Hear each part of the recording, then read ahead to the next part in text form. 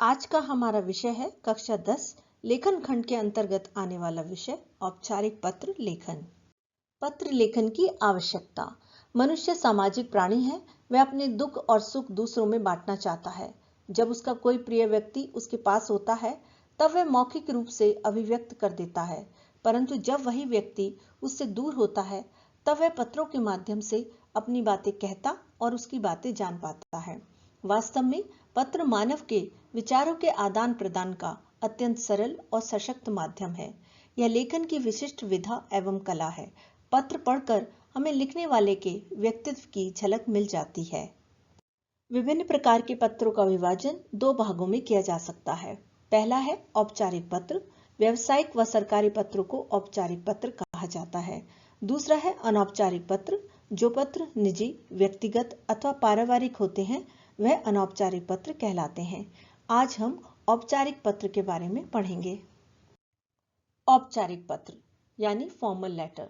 औपचारिक पत्र उन्हें लिखा जाता है जिनसे हमारा कोई निजी संबंध ना हो। व्यवसाय से संबंधी, प्रधानाचार्य को लिखे गए प्रार्थना पत्र, आवेदन पत्र, सरकारी विभागों को लिखे गए पत्र, संपादक के नाम पत्र आदि औपचारिक पत्र कहलाते हैं। औपचारिक पत्रों को 3 वर्गों में विभाजित किया जा सकता है।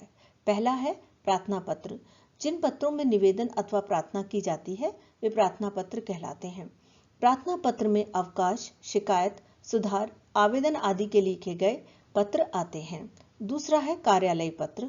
जो पत्र कार्यालय के कामकाज के लिए लिखे जाते हैं वे कार्यालय पत्र कहलाते हैं। इन पत्रों में डाक अधीक्षक, संपादक, परिवहन विभाग, थाना प्रभारी आदि को लिखे गए पत्र आते हैं। तीसरा है व्यावसायिक पत्र। व्यवसाय में सामान खरीदने व बेचने अथवा रुपयों के लेन देन के लिए जो पत्र लिखे जाते हैं वे व्यावसायिक पत्र कहलाते हैं। इन पत्रों में दुकानदार, प्रकाशक, व्यापारी, कंपनी आदि को लिखे गए पत्र आते हैं। औपचारिक पत्र लिखते समय हमें कुछ बातों का ध्यान रखना चाहिए। इस प्रकार के पत्रों में भाषा का प्रयोग ध्यानपूर्वक किया जाता है। इसमें कुशल मंगल समाचार आदि का उल्लेख नहीं किया जाता। पत्र का आरंभ व अंत प्रभावशाली तथा लेख स्पष्ट व सुंदर होना चाहिए। यदि आप परीक्षा भवन से पत्र लिख रहे हैं तो परीक्षा भवन अपने पते के स्थान पर तथा काखागा अपने नाम के स्थान पर लिखना चाहिए। पत्र पृष्ठ के बाईं ओर से यानी मार्जिन लाइन के साथ मिलाकर लिखना चाहिए। पत्र को एक ही पृष्ठ में लिखने का प्रयास करना चाहिए ताकि तारतम्यता बनी रहे। आइए अब जानते हैं औपचारिक पत्र का प्रारूप यानी कि फॉर्मेट।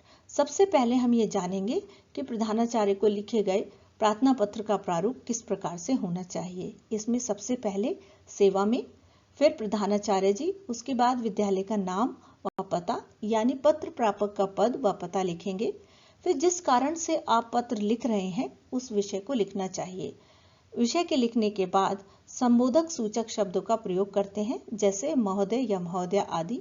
इस तरह के पत्र को 2 अनुच्छेद में लिखना चाहिए। पहले अनुच्छेद में सविनय निवेदन यह है कि इसे आरंभ करते हुए अपना परिचय देना चाहिए।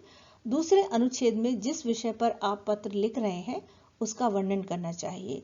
उसके बाद आप प्रापक से जो भी चाहते हैं उसका अनुरोध करते हुए पत्र को समाप्त करना चाहिए। पत्र की समाप्ति के बाद धन्यवाद लिखें। फिर आपका आज्ञाकारी शिष्य या आज्ञाकारिणी शिष्या, नाम की जगह काखा लिखें।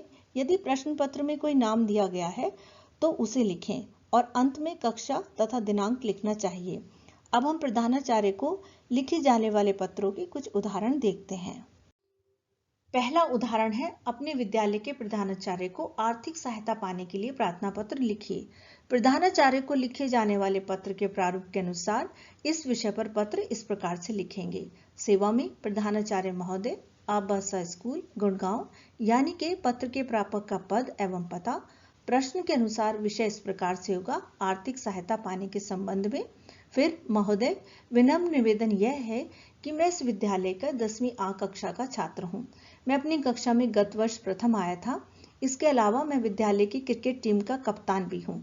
मेरे पिताजी जिस फैक्ट्री में काम करते थे वह कोरोना के कारण बंद हो गई है, जिससे वो बेरोजगार हो गए हैं। इस स्थिति में वे मेरा मासिक शुल्क भरने तथा किताबें आदि खरीदने में असमर्थ हैं।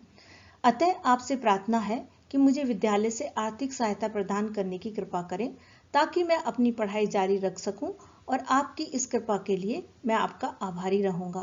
फिर धन्यवाद, आपका आज्ञाकारी शिष्य, नाम की जगह क ख ग 10वीं अ और अंत में दिनांक लिखते हुए पत्र का समापन करेंगे। प्रधानाचार्य को लिखे जाने वाले पत्र का दूसरा उदाहरण है, विद्यालय की कैंटीन में खाद्य सामग्री की घटती गुणवत्ता की ओर ध्यान आकर्षित कराते हुए प्रधानाचार्य को पत्र लिखिए।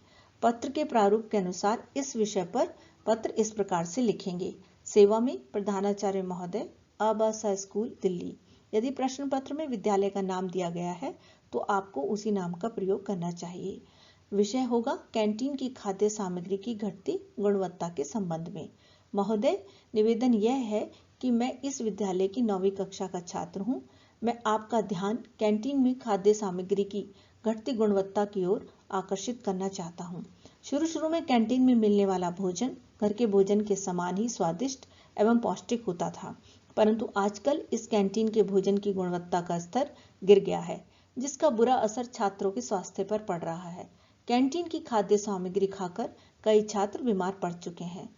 आपसे प्रार्थना है कि आप स्वयं निरीक्षण कर वास्तविकता को जानें और खाद्य सामग्री की गुणवत्ता में सुधार लाने का कष्ट करें। धन्यवाद। इसके बाद आपका आज्ञाकारी शिष्य या आज्ञाकारिणी शिष्या, नाम की जगह काखागा लिखा गया है। अगर प्रश्न पत्र में कोई नाम है तो आपको उसी नाम का प्रयोग करना चाहिए। उसके बाद कक्षा तथा दिनांक लिखी गई है। अब हम कार्यालय पत्र का प्रारूप देखते हैं। सबसे पहले परीक्षा भवन, अबसा नगर यानी प्रेषक का पता, दिनांक, प्रश्न के अनुसार संबंधित अधिकारी का पद एवं पता, विषय, संबोधन, पहले अनुच्छेद में अपना परिचय देना चाहिए, दूसरे अनुच्छेद में समस्या का उल्लेख तथा लिखने का कारण, तीसरे अनुच्छेद में समापन। उसके बाद धन्यवाद, फिर भवदीय या भवदिया, उसके बाद अपना नाम, पता या फोन नंबर लिखना चाहिए। कार्यालय पत्र का पहला उदाहरण देखते हैं। स्वास्थ्य अधिकारी को बढ़ते मच्छरों के प्रकोप के लिए शिकायती पत्र। परीक्षा भवन, नई दिल्ली यानी कि अपना पता, उसके बाद दिनांक लिखी गई है। फिर सेवा में श्रीमान स्वास्थ्य अधिकारी, नगर निगम दिल्ली यानी पाने वाले का पता। उसके बाद विषय लिखा गया है मच्छरों के बढ़ते प्रकोप को रोकने हेतु।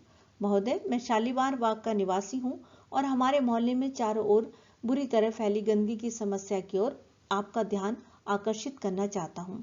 मोहल्ले में कचरे का डब्बा न होने के कारण लोग घर के सामने कचरे के ढेर लगा रहे हैं और चारों ओर फैली गंदगी के कारण पूरे मोहल्ले में मक्खियों और मच्छरों का घर बन गया है, जिससे तरह तरह की बीमारियां फैल रही हैं। आपसे मेरी विनती है कि हमारे मोहल्ले में जल्द से जल्द साफ सफाई कराने की व्यवस्था कीजिए, इससे हम सब स्वस्थ रहेंगे। धन्यवाद सहित इसके बाद भवदीय लिखेंगे और नाम के स्थान पर क लिख सकते हैं और अपनी जगह का नाम भी लिख सकते हैं। दूसरा उदाहरण है, चुनाव के दिनों में दीवारों पर नारे लिखने व पोस्टर चिपकाने से गंदी हुई दीवारों की ओर ध्यान आकृष्ट करते हुए किसी समाचार पत्र के संपादक को पत्र लिखिए। परीक्षा भवन, नई दिल्ली, फिर दिनांक, सेवा में संपादक महोदय, दैनिक भास्कर नई दिल्ली यानी पाने वाले का पता, विषय प्रश्न के अनुसार, शहर की दीवारें गंदी होने के संदर्भ में। महोदय, मैं आपके प्रतिष्ठित समाचार पत्र के माध्यम से आपका ध्यान चुनावी नारों एवं पोस्टर से होने वाली गंदगी की ओर आकर्षित करना चाहता हूं। इस समय चुनाव का माहौल होने के कारण राजनीतिक दलों के कार्यकर्ता दीवारों पर जगह जगह पोस्टर चिपका देते हैं व नारे लिख देते हैं, जिसके कारण पता आदि ढूंढने में काफी परेशानी होती है। चुनाव के बाद कोई भी राजनीतिक दल या संस्कारी संस्था इसकी खोज खबर नहीं लेती है।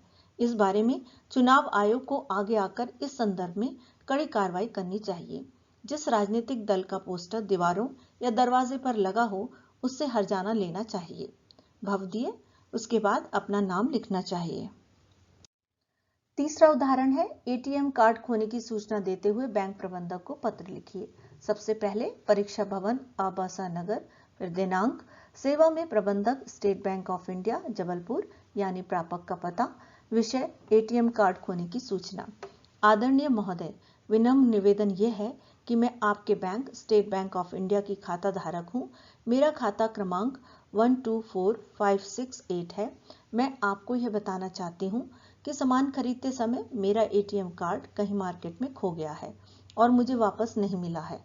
अतः आपसे निवेदन है कि मेरे खोए हुए कार्ड को जल्द से जल्द ब्लॉक कर दिया जाए ताकि उसका कोई गलत उपयोग न कर पाए। मेरा नया एटीएम कार्ड भी जल्द से जल्द जारी करने की कृपा करें। इसके लिए मैं सदैव आपकी आभारी रहूंगी। भवदीय नाम रेणु शर्मा। यदि आप नाम नहीं लिखना चाहते हैं तो इसकी जगह अ ब स या क ख ग भी लिख सकते हैं। यदि आपको ये वीडियो पसंद आई हो तो प्लीज़ लाइक करें, मित्रों के साथ शेयर करें तथा बेल आइकॉन को प्रेस करना ना भूलें ताकि आपको मेरी नई वीडियो की नोटिफिकेशन मिलती रहे। धन्यवाद।